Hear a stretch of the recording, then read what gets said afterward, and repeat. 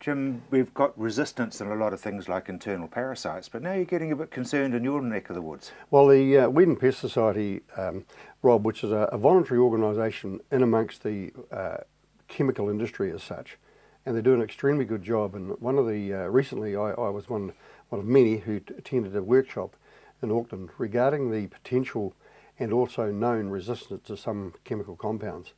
Now, these compounds cost an extremely incredible amount of money, about $250,000 to get to a commercial point, and then we go and misuse them in the paddock. It sort of defeats the whole attitude, the whole point of having pesticides. So one of the things that we've realised is the real concern is the education for the grower or farmer himself to know, is he really mixing and using the same type of compound over several times during the season?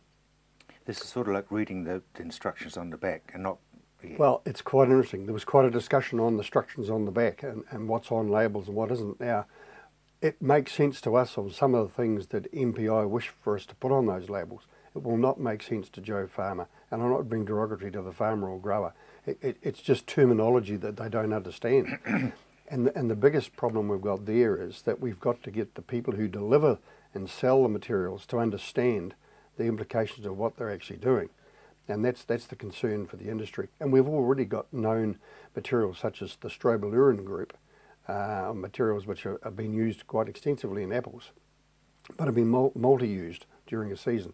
Now already got resistance. Now these are only a few years old, and that's a really glaring example. So now we're saying, well, okay, what have we got in the pipeline, and how do we manage those materials sequentially without creating resistance? So there's several parts to that. One, we've got to get what's written on the labels in law. Yep, and able to be understood. But more importantly, understood. And that's a major part. The other part is that we need to be able to warn people that if they mix other materials, they'll prevent resistance, but is that right for the crop they're going to be putting it on? So there's a number of issues there. But one of the things that we've found to be probably the best pathway forward is for the different group of different sectors, the different fruit growing groups, so pip fruit, grapes, vegetables, all these different sectors, they need to actually look and say, hey, these are the materials we're generally using on our crops, so we need to make sure in our sector spray approved schedules that these are not going to create resistance in the future. So it's an ongoing thing, and everybody in the industry, no matter what level they are at, are all responsible to make sure it comes right.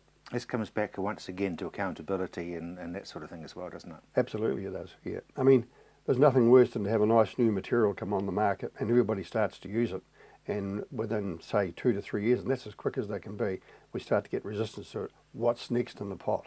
Now, we could go back, and we do go back to old chemistry at times, but we really need to get more of these user-friendly, much more environmentally sustainable materials. And it was interesting to see that the Green Party was at that workshop, and they as you'd expect. As you'd expect, but actually it opened their minds, and they realised that yes, the industry was trying to be extremely responsible in this area. So it was rather good to see. Goody. Interesting wine season coming up. Very well. We've just had an interesting wine season. We've had a lesser amount of grapes actually processed into wine. Quality is always good, and once again has been proven to be the case in 2015 vintage. 2014, there's quite a bit of 2014 wine still out there, but because there's about 100,000 tonnes less this year produced in 2015, there's going to be some increases in price. Now, the CEO, Philip Grierson from New Zealand Wine, said the other day, that's a good thing, and I totally agree with Philip on this, in that in overseas markets where they are really still screaming for our Sauvignon Blancs and our Pinot Gris and our Pinot Noirs and what have you, that's where the value is going to go up, and that's good for the grower and for the processors and label owners. In New Zealand, if you go along to your local supermarket, there is a proliferation of actually very good wines in most cases, but they're in behind labels that we don't really know, and most of those are actually from the big companies, the Pinot Ricards and the Constellations, and they're second and third labels, but they're not second and third tier quality. Mm-hmm. So you can still get a nice $10 bottle of wine in New Zealand, or up to $20 bottle of wine, and it can be a very good wine. There's nothing wrong with lost leaders if you're the buyer. Absolutely. But the interesting thing is we need to get value back into the business for all parts of the business.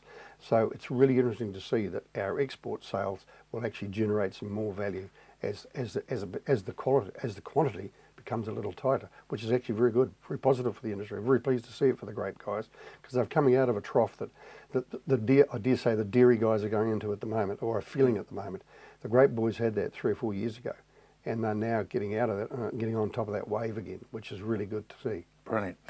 Now, I don't want to talk about horrible things, but G7 this morning. Yeah, it used to be 8. Yeah, it used to be 8. They're now G7. saying they're going to extend the embargoes Oh, really? into Russia, and the Russians are saying, well, couldn't give a damn. Yep. That affects us. Absolutely it does, more so than people really realise, and that it goes across the board for all fruit and vegetables and any foods really. Yes, Mr. Putin doesn't seem to be too worried about his own people starving or missing out on nutritional food. It means that the world keeps producing the tonnages around the various producing countries, and we get gluts and we get financial disasters. So, I mean, the dairy thing could be a long haul, and so could lower vegetables and soft fruits and apples. Apples at the moment are going really well, but it can change just in 5 minutes, so it's not good news to hear, Rob. And Jim, basically it's because where we would traditionally send our stuff is now not needing it, because it's not going into, nothing's going into Russia. Nothing's going into Russia, and there's a huge amount of food goes into Russia from Europe, from the western part of Europe, and of course we still feed into that market. So we are getting better. I mean, I think that the current government have done a tremendous job of expanding our reach into the Asian countries, China, and even into America, and now of course they're looking at South America. So we need to have a very broad base to buffer some of the implications of what's going on in Europe. Yes, it is a bit scary, isn't it? Oh, absolutely. It's real, and it's going to have a lot of effect on our GDP in New Zealand, without a doubt. So local market, very small compared to Very overseas.